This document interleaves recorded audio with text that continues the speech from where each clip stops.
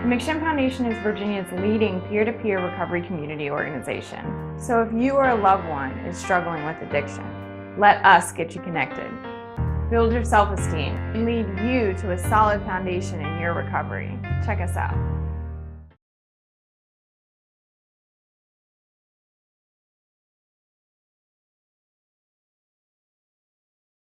So I want to tell you a little bit about my father. My father is a quiet, consistent, loving man who's been teaching here in Richmond and teaching overall for the last 48 years and doesn't show any signs of loving it any less. My father, more than any other person, led me to recovery.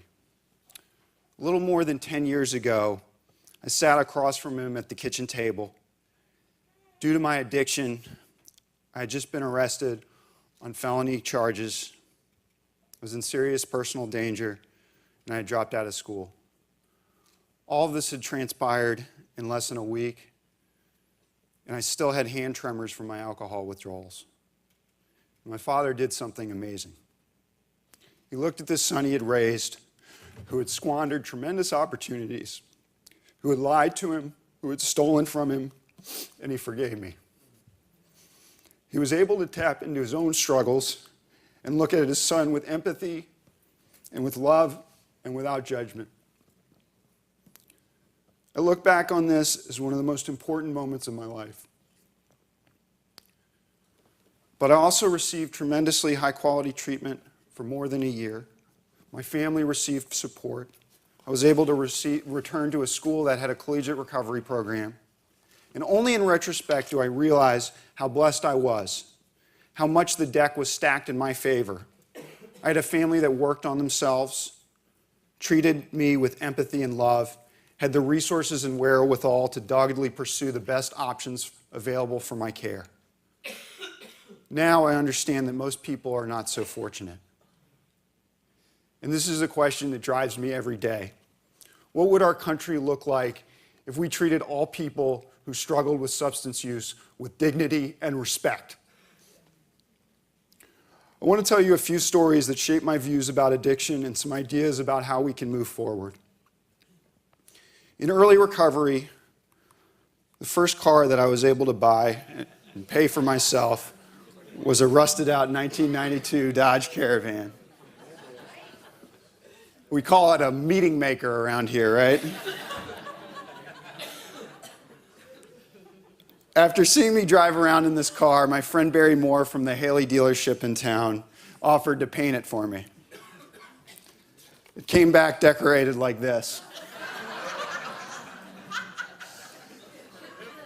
Logos from the Healing Place and from Caritas, where I worked, straight out of Scooby-Doo. So I was driving the Scooby van to a friend's birthday party, and I was riding through a predominantly black neighborhood. And I was about 5 years into recovery, working at Caritas, helping people get back on their feet. But I also had a ponytail, was in a black neighborhood, and it was a Friday afternoon. I was speeding. I got pulled over. In a whirlwind, there were 3 cop cars there. They asked to search my car, figuring they would probably let me off once they searched and found nothing. I consented, and they did a full search of my car and my body, turning up just a big book of 12 and 12 and a basic text. But after giving me the ticket and driving off, I stayed in my car, and I broke down into tears. The experience had been crushing and humiliating. Didn't any of the cops know what the Healing Place or Caritas was? When was society going to consider my debt paid? What did I have to do? Did I really look like someone that was living that life? And even so, should anybody be treated that way? As I processed that experience, it became a hugely valuable gift to increase my empathy. I had read The New Jim Crow, which makes a convincing argument that the war on drugs is the most recent chapter in a long history of racial oppression. And I recognized that my experience was a rare reversal of what is happening to people of color in our community on a daily basis. It drove me to read and research everything I could on the war on drugs, on our long history of failed drug policy in this country. How had we gotten to a place where we made it legal to profile based on race, where people of color were more likely to get pulled over, more likely to be searched when pulled over, arrested when searched, convicted when arrested, sentenced to more time, and have less opportunity for probation and parole, despite the fact that African Americans and Latinos and whites all use substances at similar rates. Through the war on drugs, we've become the greatest incarcerator in the world. How did this happen? I came to the conclusion that we as humans are naturally wired to think about ways to escape. In this case, the escape is to blame someone else. This allows us to say that drug use is strictly an inner-city problem, though it never was, and that these things don't happen in our neighborhoods, not to good families. And we create sufficient shame and stigma that if it does happen, it's rarely discussed. In our willingness to blame others and believe that alcohol and other drug problems are driven by something other than a normal human desire to escape or feel good or do better, has led us to the simplistic and unrealistic solution that if we can just eliminate the substance, that will solve all of our problems. And we're paying dearly. By classifying drug use as a moral crime through our policies, we've eroded the potential power of 4 decades of research that says that addiction is a disease. We have placed nearly all our funding in law enforcement and incarceration rather than in prevention, treatment, and recovery. Most of us are guilty of falling into patterns of treating addiction as an acute condition that can be solved by a single consequence, or believing that there's a one-size-fits-all model, and we as professionals or people in recovery have all the answers. Working with individuals just entering recovery programs or treatment centers, we give a lot of cookie-cutter solutions. Unsurprisingly, those who follow all our directions, meetings, service, not using, do extremely well. Those who don't do well and come back fulfill the cycle, reinforcing our feelings of expertise and superiority even more. There's been nothing more humbling in the last 6 years than working with families in our family education program. As I've gotten to know these wonderful, strong, resilient families, I found myself much less prone to blanket advice.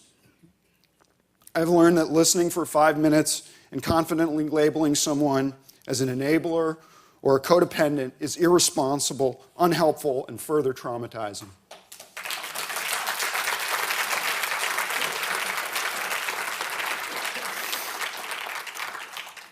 I have watched families gather all the knowledge and advice, execute beautifully, and still have tragic results. And I've seen families do all the wrong things and have wonderful results. And it has been a truly humbling experience. But I've come to the conclusion that there are 2 messages that I'm very comfortable telling our families.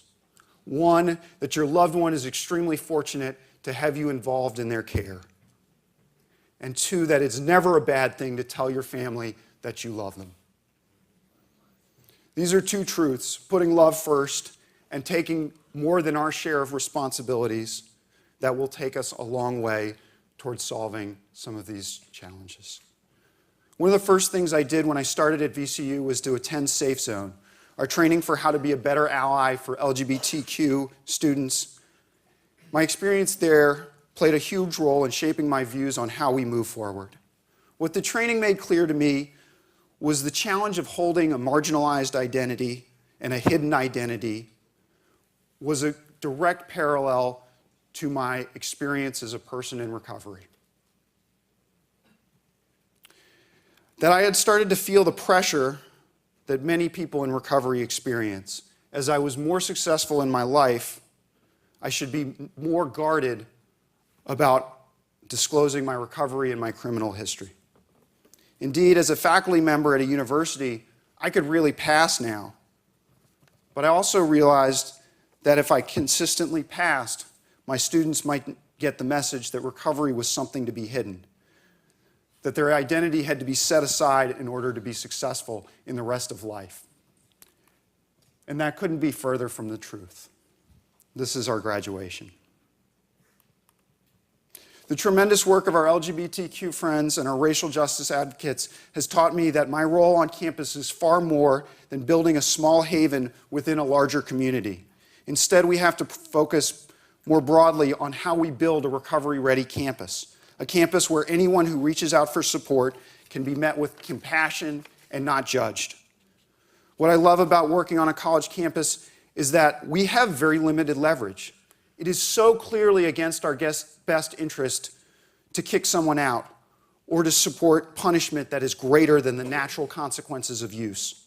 Instead, our job is to look for ways to intervene with students early, to help them find internal motivation for change, to show them how much opportunity there is in a life of recovery, and to create allies everywhere that will identify issues, listen non-judgmentally, and support these changes.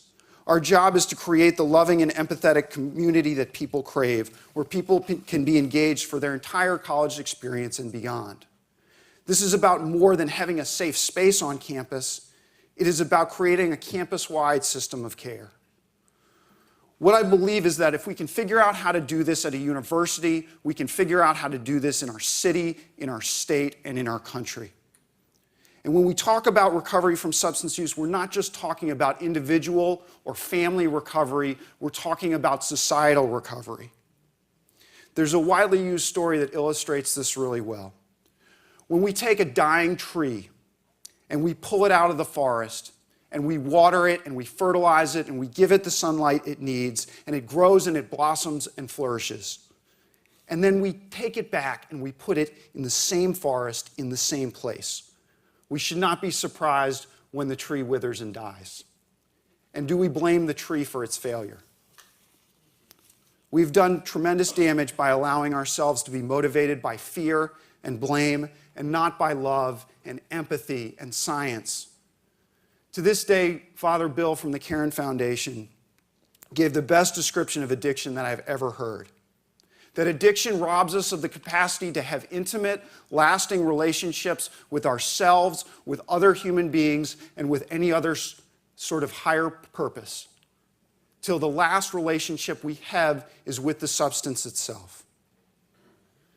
Because substance use so strongly impacts our capacity for choice, substance users often damage our community in deep and lasting ways.